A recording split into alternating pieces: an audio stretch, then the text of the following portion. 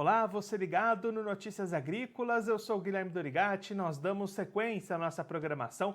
Dessa vez o nosso assunto vai ser o mercado do milho. Vamos acompanhar o que tem movimentado as cotações nesses últimos dias e o que pode influenciar os preços daqui para frente. Quem vai conversar com a gente sobre esse assunto é o Roberto Carlos Rafael, ele que é da Germinar Corretora, já está aqui conosco por vídeo.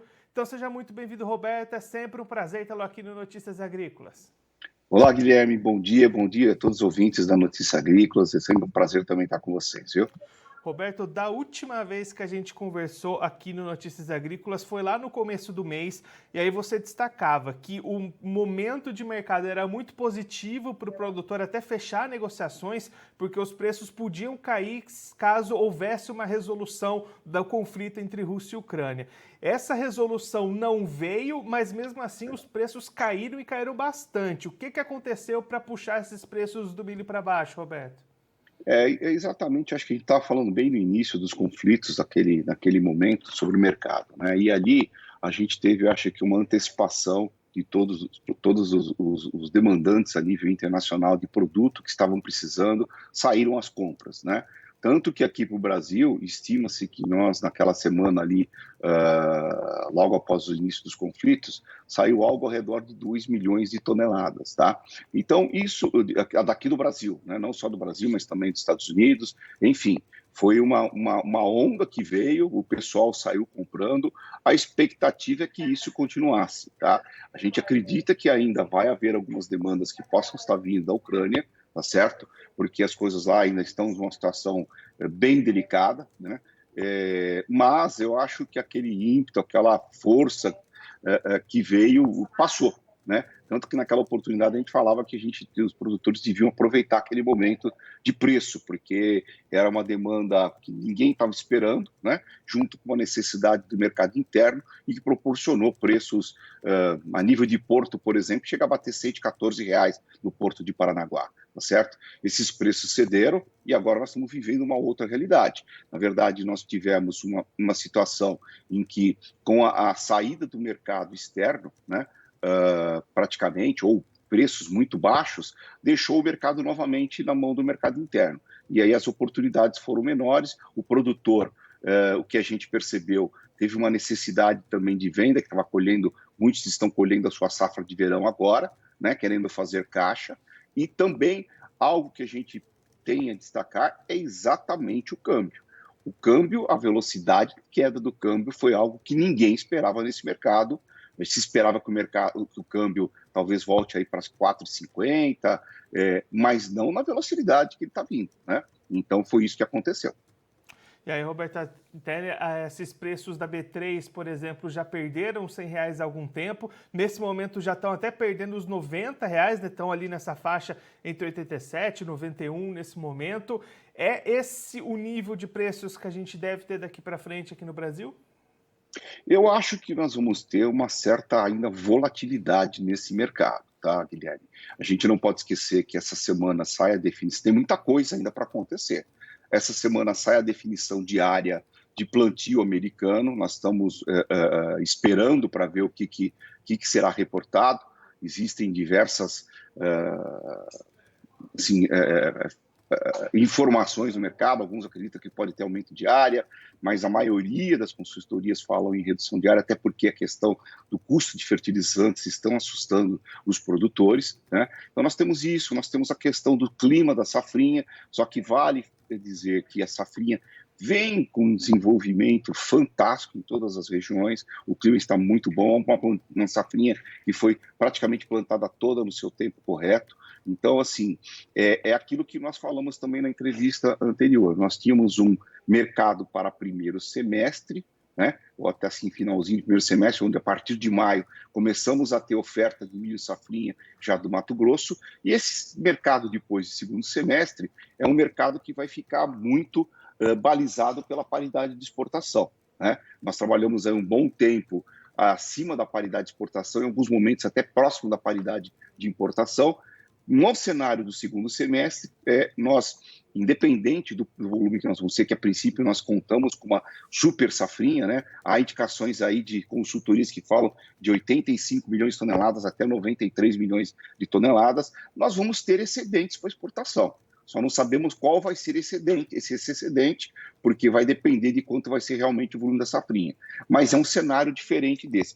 Para esse término de semestre, eu acho que nós vamos ter que ficar vendo esses movimentos, né, do que nós estamos tendo a nível de área de plantio nos Estados Unidos e o desenvolvimento da nossa safrinha e o desenvolvimento da safra americana também. E aí, Roberto, para aquele, olhando para o outro lado da ponta, né, o consumidor de milho aqui no Brasil, ele pode esperar, então, momentos mais tranquilos para ele fazer essas aquisições, condições melhores para fazer essas compras? Eu acho que o consumidor, ele depois que começou a sentir essa queda e tinha do seu lado também a queda do câmbio, né, foi esperando, né, foi esticando utilizando seus estoques de segurança, ele foi esperando para comprar e deixou o mercado bem esvaziado. Um outro fator que a gente teve também é que nós tínhamos colheita de soja em alguns locais, os preços do frete estavam extremamente altos, e o que a gente percebeu, principalmente nós que estamos aqui no estado de São Paulo, e aqui a região de Campinas, né? Não a cidade de Campinas, mas a região de Campinas, é a região formadora de preços da B3, nós vimos que o estado de São Paulo, os consumidores, eles reverteram todas as suas compras praticamente para o mercado de diferido. O mercado diferido é aquele milho que é adquirido no estado de São Paulo, né? Então, praticamente a gente não via grandes volumes ou volumes significativos vindo de fora do estado, por conta do impacto dos fretes também. Então, assim, o consumidor, eu acho que ele vai esperar ainda mais um momento e vai fazer, na verdade, chegar até a safrinha com seus estoques enxutos, né? Mas eu acho que agora menos preocupante, porque eu acho que outra coisa que a gente precisa comentar é o seguinte: a gente vem trabalhando sempre com informações, com dados que existem no mercado, e os números de estoques de passagem, que são esses números da Conab, de algumas consultorias, eles eram números preocupantes. Acredito eu que até em algum momento a gente já falou sobre isso, pode ser que os estoques de passagem brasileiros são maiores do que nós temos em números, né, no papel. Então, isso é um fato que nós vamos ter que, na verdade, acompanhar. Agora, nós só vamos ter a certeza disso na hora que a gente chegar na safrinha, como eu estava dizendo. Na chegada da safrinha é outro mercado, é um mercado de sobra de produto, né, onde a exportação vai ter que estar ativa até para que os preços eventualmente não caiam um pouco abaixo da paridade de exportação. Eu acho que nós vamos ter um segundo semestre muito baseado na paridade de exportação. E, Roberto, claro, né, a gente fala em queda de preços, em mercado pressionado, mas para aquele produtor de milho, esse patamar de preços que a gente está vendo hoje ainda são preços positivos? Ele consegue ter rentabilidade com esse nível de cotações? Sim, consegue, porque na verdade os preços estão muito altos, né? O milho brasileiro ainda é um dos produtos mais caros que tem no mundo, e o produtor brasileiro, acho que nesse nível de preço, continua tendo uma margem muito boa, né? E fica aqui, na verdade, a questão, o produtor, com essa situação de ter visto o preços terem subido muito, muitos, a gente acreditam que os estoques de passagem estão muito restritos e podemos ter surpresa para frente, né? Pode ser que alguns ainda... o que ele esperar agora é especulação, mas que nesse momento, nesse nível de preço, ainda é um preço muito bom, é muito bom. Roberto, muito obrigado pela sua participação, por ajudar a gente a entender um pouquinho o que está movimentando o mercado nesse momento, essas quedas que a gente vem acompanhando nos últimos dias. Se você quiser deixar mais algum recado ou destacar mais algum ponto para quem está acompanhando a gente, pode ficar à vontade. Não, ok, acho que é isso aí mesmo, Guilherme, que a gente falou. Acho que só a atenção é que, na verdade, acho que o pior em termos de movimento mais forte de queda, ele já aconteceu, né? E a gente já tem um dólar também aí num patamar hoje até subindo, hoje está numa faixa de 4,78, né? Então, na verdade, ir acompanhando as informações de mercado. Aqueles que precisam de caixa têm que fazer. Se quiser não querer apostar e não querer especular, tem que fazer os movimentos agora. Mas ainda vamos ter alguma turbulência daqui até maio, acredito eu. Roberto, mais uma vez, muito obrigado. A gente deixa aqui o convite para você voltar mais vezes e sempre seguir ajudando a gente e todos os produtores do Brasil. Um abraço e até a próxima. Um abraço, até a próxima. Obrigado, Guilherme. Um abraço. O Roberto Carlos Rafael, ele que é analista da Germinar Corretora, conversou com a gente para mostrar um pouquinho o que tem movimentado o mercado do milho nos últimos dias. O mercado em queda recente, a gente acompanhou depois daquela explosão de preços nos inícios de conflitos entre Rússia e Ucrânia. Os preços recuaram bastante. O Roberto explicou para a gente um início muito grande de demanda para buscar esse milho, para fazer antecipação de compras. Esse ímpeto inicial passou, as cotações começaram a cair. Aqui no Brasil, a queda do dólar também influenciou muito essa baixa de cotações do milho, mas ainda em patamares positivos para os produtores brasileiros, patamares que garantem rentabilidade para o produtor nacional. Olhando para frente, Roberto destacando que ainda deve haver alguma volatilidade no mercado daqui até maio. A gente tem definição de área plantada dos Estados Unidos pelo USDA nessa semana. Outro ponto que deve ser mantido em atenção é o desenvolvimento da segunda safra brasileira. Então ainda é possível alguma volatilidade nesse primeiro semestre. A partir de maio, com a chegada da safrinha, que é esperada nesse momento, uma safra bastante grande, com alta produção, alta produtividade, aí esse cenário de mercado passa a ser completamente diferente, passa a começar a responder a essa demanda, a essa oferta proveniente da segunda safra brasileira.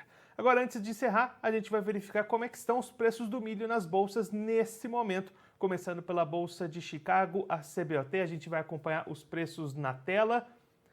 O milho vencimento maio valendo $7,43 o bushel, queda de 10,25 pontos. O julho 22 valendo $7,24 o bushel, queda de 10 pontos. Setembro 22 valendo $6,77 o bushel, queda de 8,25. E o dezembro 22 valendo $6,62 o bushel, queda de 7 pontos. Agora a gente vai ver as cotações na Bolsa Brasileira, a B3, que tem o vencimento maio 22, valendo R$ 92,28 a saca, queda de 1,22%. Julho 22, valendo R$ 89,60 a saca, queda de 1,97%.